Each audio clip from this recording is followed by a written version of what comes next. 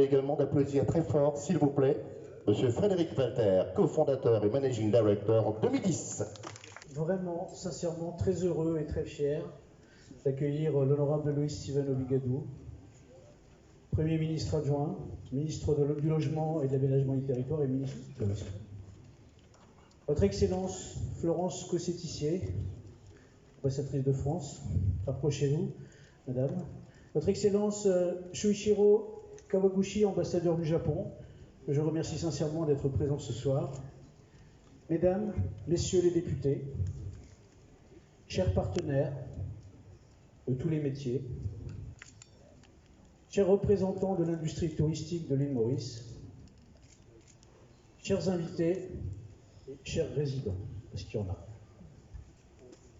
Je suis Frédéric Walter, je suis directeur général et cofondateur du groupe Domitis.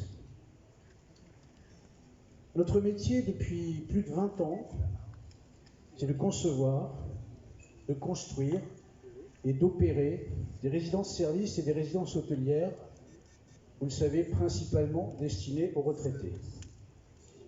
Nous avons aujourd'hui plus de 150 résidences ouvertes, ce qui représente environ 18 000 logements. Nous employons plus de 4 000 collaborateurs. Et nous sommes implantés principalement en France, mais aussi en Belgique, en Italie, bientôt au Portugal, en Espagne, en Allemagne, et maintenant à l'île Maurice, et dans quelques semaines en Asie, en Malaisie. Notre ambition chez Domitis a toujours été de penser, de proposer non seulement des habitats, mais aussi de permettre à nos résidents, à travers nos programmes d'activité, nos animations, de continuer de préserver autant que faire se peut leur autonomie et leur santé, et de continuer à avoir des projets de vie, des projets d'avenir, quel que soit l'âge. Et bien évidemment, parmi ces projets, il y a la possibilité de continuer à voyager. Extrêmement important. Très très tôt, nous avons cherché à implanter des résidences dans des destinations même lointaines. Et en 2014, nous avons initié les premiers contacts grâce à un garçon qui est un ami aujourd'hui, Rémi Debrand, que je salue, qui est là, que je remercie. Et nous sommes ainsi, grâce à Rémi, rentrés en relation avec l'un de nos partenaires sur ces opérations, la société Two Future, qui est représentée ce soir notamment, je sais que vous êtes plus nombreux par Junaid et Yann, qui sont pas loin j'espère, et avec lesquels nous travaillons maintenant depuis de nombreuses années en parfaite confiance. Merci à vous et bravo pour le travail que vous avez réalisé. Avant de démarrer le chantier en 2000, ah ouais, mais si vous applaudissez tout le monde, on peut y arriver. On va faire un applaudissement collectif à la fin, si vous voulez. Avant de démarrer le chantier en 2018, il a fallu boucler le financement. C'est une opération qui représente quand même un investissement total de 2,5 milliards de roupies. Et donc ce montage a été réalisé par MCB Capital Markets, qui est également devenu partenaire financier de l'opération, et j'en profite pour remercier Ronnie Lam et Anish Koura, qui sont là ce soir, et je les remercie pour leur confiance. Nous avons pu acquérir le terrain auprès de la compagnie de Montchoisy, présentée ce soir, et donc de lancer les travaux dans la deuxième partie de l'été, dans la deuxième partie de l'année 2018. Et pour la petite histoire, même si nous ne faisons pas totalement juridiquement partie de la Smart City, nous sommes au cœur de cette Smart City Montchoisy qui est en train de grandir et qui va, je n'en doute pas, valoriser fortement l'ensemble de ce quartier. Et puis au cours de l'année 2020, je ne vais pas vous rappeler la crise de la Covid qui a frappé l'île Maurice comme malheureusement le reste du monde et qui nous a retardé dans la livraison de la résidence. Donc c'est seulement au mois d'octobre 2021 que nous avons finalement pu admirer l'aboutissement du travail des deux architectes, Yannick Goldsmith et Sonia Derblay, que je félicite pour leur créativité. Et donc le domaine de Grand-Bay, qui nous accueille ce soir, a pu enfin ouvrir ses portes. Nous avons confié la gestion et l'animation à Valérie Fleury, qui vient de France, associée à Gina et Sanjiva, leurs équipes, qui compteront bientôt une centaine de salariés. Notre ambition avec le domaine de Grand-Bay, c'est de proposer le meilleur de l'hospitalité mauricienne et de l'expérience du groupe Domitis. Cette résidence dispose de 165 appartements, alors très variés, dont certains, on parle de à peu près 53 mètres carrés pour les plus petits, on va jusqu'à 180 mètres carrés pour les plus grands penthouse. Et ce qui caractérise avant tout la résidence, ce sont les locaux de service que vous pouvez apercevoir, alors même si ce soir ils sont un petit peu transformés pour l'occasion. Nous avons en tout 2700 mètres carrés de locaux communs, locaux de service, qui sont accessibles à l'ensemble des personnes qui viennent résider là. Nous avons, c'est parti, c'est pas grave, nous avons notamment 2 piscines, un espace spa et bien-être, nous avons 2 bars et surtout 2 restaurants capables d'accueillir 200 couverts et qui sont dirigés de main de maître par Nilou. Où est-ce qu'elle est cachée, Nilou? Qui est notre chef meilleur ouvrier de Maurice. Regardez comme elle est belle. Elle fait une cuisine. Elle, vous pouvez l'applaudir parce qu'on mange bien. L'autre spécificité peut-être que je voudrais signaler, sans rentrer trop dans les détails de ce domaine, c'est que ces espaces, tous ces espaces sont entièrement accessibles à tout le monde, y compris donc aux personnes à mobilité réduite, et je pense que c'est important, et ce n'est pas toujours le cas. Les premiers mois d'ouverture nous ont confirmé que nous pouvons vraiment intéresser, attirer une clientèle très variée. Les retraités, bien sûr, leurs familles, leurs amis, mais aussi une clientèle corporate qui vient passer du temps ici pour y vivre, pour y travailler quelques jours, quelques semaines, quelques mois, et je pense que dans certains cas, ces séjours peuvent se transformer en séjours permanents, et c'est ce qui va se passer assez rapidement. De ce point de vue, Monsieur le Premier ministre adjoint, je pense que nous sommes en parfaite cohérence avec l'ambition de votre pays, qui est d'attirer des touristes ou des retraités ou des personnes qui viennent pour des séjours plus longs. Et nous proposerons également donc, une forme de tourisme vraiment orientée vers la vie locale, participer et partager les valeurs de ce beau pays. Il me reste à vous souhaiter à toutes et à tous une très bonne soirée et à vous remercier très chaleureusement pour votre présence et votre soutien. Merci.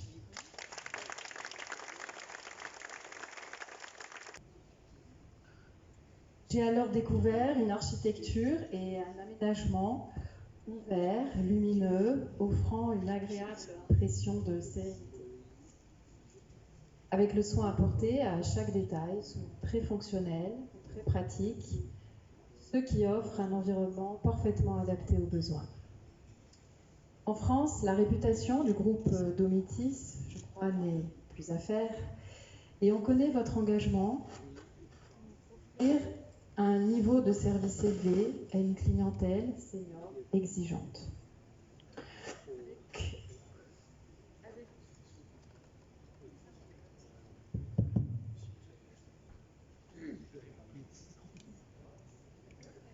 Avec le domaine de Grand-Bay, vous prouvez que votre savoir-faire peut être transposé, adapté pour offrir un produit nouveau, conciliant le confort avec le dépaysement attendu pour un voyage à plus de 9000 km de la France et de vos implantations historiques. Je suis convaincue que grâce à vos collaborateurs, au sens de l'accueil mauricien que vous avez déjà souligné et que je souligne également, votre établissement est en mesure de proposer une expérience client spéciale et ainsi fidéliser des visiteurs et de nouveaux visiteurs qui découvriront l'île. Malgré ces atouts indéniables, on ne peut que saluer l'engagement et la vision du groupe Egide Domitis et de ses partenaires mauriciens, la MCB et TioFuture. Ils ont conduit à tenter le pari de développer un produit nouveau qui vise le marché senior. Avec une offre d'hébergement très développée, en particulier dans cette partie nord de l'île Maurice que vous avez choisie, Vous portez avec conviction une dynamique inédite. Et alors que vous avez été précurseur lors du lancement des travaux de construction, aujourd'hui, l'inauguration de ce domaine de Grand B s'inscrit dans la stratégie portée par le gouvernement mauricien et le DB de créer une silver economy. Envisagé comme un pilier de développement du pays, ce secteur se décline de multiples façons. Néanmoins, l'option proposée par l'établissement où nous nous sommes réunis aujourd'hui vise à utiliser l'attractivité touristique du pays pour attirer cette nouvelle clientèle senior, ce qui semble effectivement être une logique prometteuse. Les Français représentent près du tiers des touristes qui viennent chaque année visiter ce beau pays. Et en dépit de la crise sanitaire, l'île reste extrêmement attractive pour nos compatriotes. Leur fréquentation se rapproche, mois après mois, du niveau historique de 2019 et c'est bien sûr un profond motif de satisfaction partagée et nous continuons d'y travailler conjointement. Cet élan favorable pour les objectifs quantitatifs et qualitatifs ambitieux des autorités mauriciennes pour les mois et les années à venir est forcément louable. Il nous apparaît que pour les atteindre, il faut attirer de nouvelles clientèles, augmenter la capacité d'hébergement sur les segments adaptés. Le projet porté par Domitis, égide avec le domaine de Grand B, répond à chacun de ces défis. De plus, l'objectif est d'attirer des visiteurs sur des périodes plus longues et dans une logique plus durable, ce qui participe à la définition du modèle de développement du monde d'après. Pour conclure, cet investissement français et mauricien, qui va permettre à nos compatriotes et au-delà de venir profiter d'une expérience mauricienne forte, est le symbole du dynamisme de la relation qui unit Maurice et la France. Je vous remercie donc pour votre invitation à cette cérémonie d'inauguration. Souhaite que cette nouvelle aventure soit une réussite, qui puisse ouvrir la voie pour de nombreux autres projets qui n'en finiront jamais de rapprocher la France et Maurice. Vive l'amitié entre nos deux pays. Madame la directrice du domaine de Grand B, distingués invités, mesdames et messieurs, quel bonheur d'être parmi vous ce soir à l'occasion de l'inauguration officielle du domaine de Grand B. Je dis quel bonheur, pas uniquement à cause du cadre exceptionnel, du temps très agréable ce soir et de l'excellente compagnie, mais quel bonheur parce que je suis très sensible aux témoignages de confiance dont témoigne la décision du groupe Domitis de lancer la première de ces résidences ouvertes hors Europe, ici à Maurice. Ceux qui suivent ces temps-ci l'actualité internationale, en particulier l'actualité en Grande-Bretagne, mesurent bien combien le facteur confiance est important pour l'économie. Eh bien, le tourisme ne déroge pas à cette réalité, à cette règle, car la confiance, c'est ce qui détermine les investissements dans le tourisme. Pour les hôteliers, pour les acteurs du tourisme en général, c'est aussi la confiance en notre politique économique, dans la stabilité politique de notre pays, dans les institutions et dans nos atouts touristiques, n'est-ce pas, Monsieur Walter?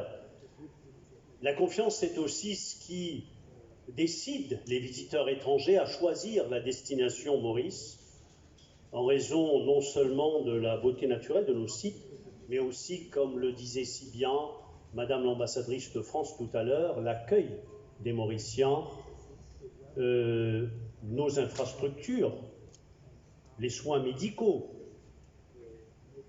la qualité de vie et le vivre ensemble mauricien. C'est ce qui explique sans doute l'engouement chez les visiteurs étrangers à choisir la destination Maurice dans l'après-Covid comme en période pré-Covid. Lors de mon récent séjour à Paris, à l'occasion du salon de l'IFM Topresa, j'ai retrouvé cette même confiance parmi les acteurs du monde du voyage français, qui se reflète par ailleurs dans le fait que la destination Maurice est classée désormais parmi les 10 destinations préférées des Français choisissant de partir à l'étranger, et la deuxième destination long courrier choisie par les touristes français. C'est cette même confiance qui explique le choix de Maurice pour la tenue au mois de juin de l'année prochaine du congrès des entreprises du voyage de France, donc chez nous à Maurice. Je parle de confiance. Cette confiance est aussi reflétée dans le nombre de touristes qui nous reviennent après 18 longs mois de fermeture de nos frontières. Aujourd'hui, déjà, en termes de taux de récupération des touristes pré-Covid, le marché français, comme le marché suisse, comme le marché espagnol ou tchèque, avoisine les 90%. Et nous avons aussi plusieurs marchés européens qui sont en croissance, c'est-à-dire qui nous offrent des touristes en nombre supérieur aux touristes qui nous arrivaient en période pré-Covid. La Grande-Bretagne, l'Allemagne, l'Autriche, la Belgique. Tant de marchés touristiques qui témoignent d'une performance tout à fait inattendue et inespérée,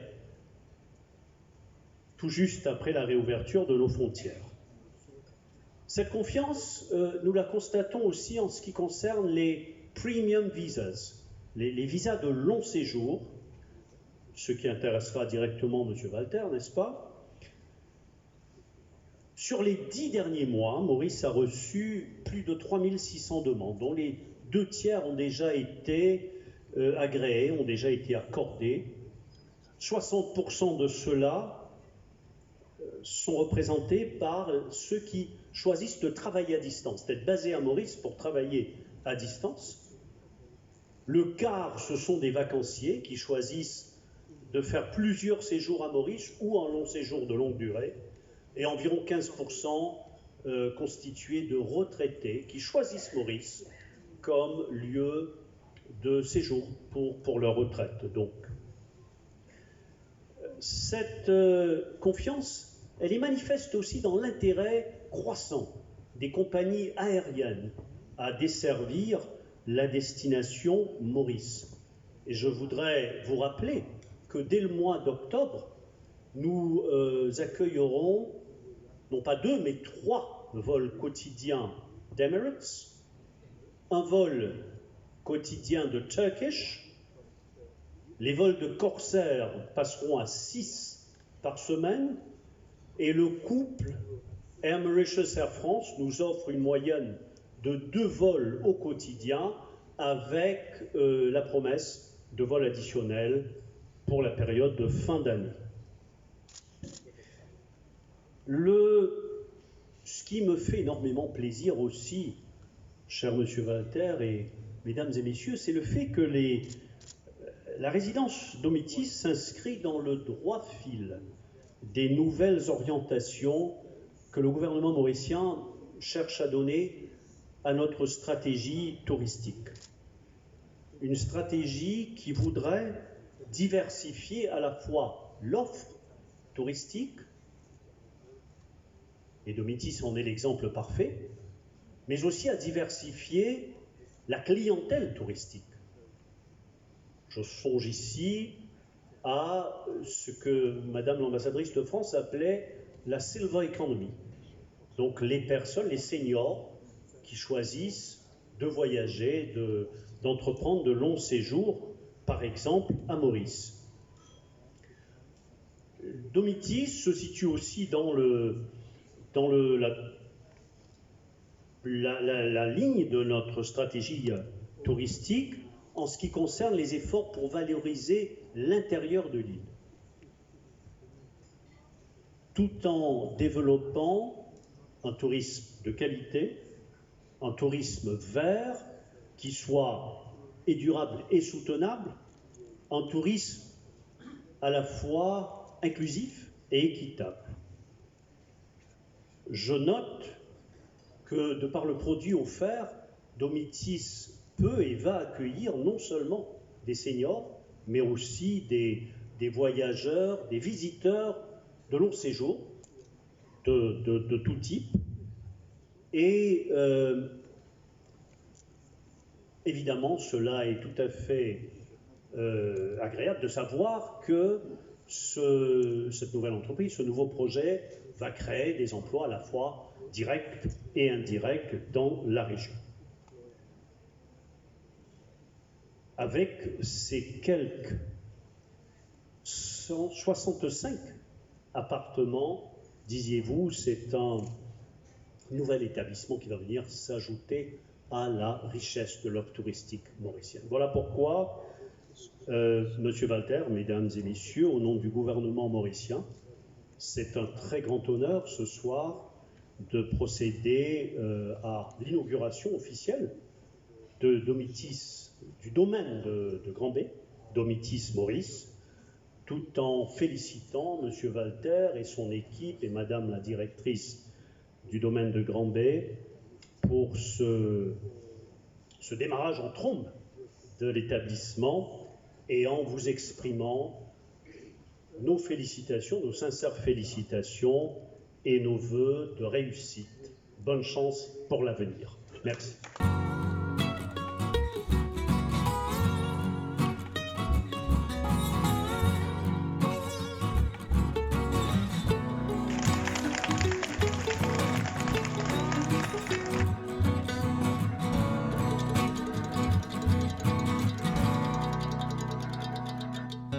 Félicitations à toute l'équipe et bravo.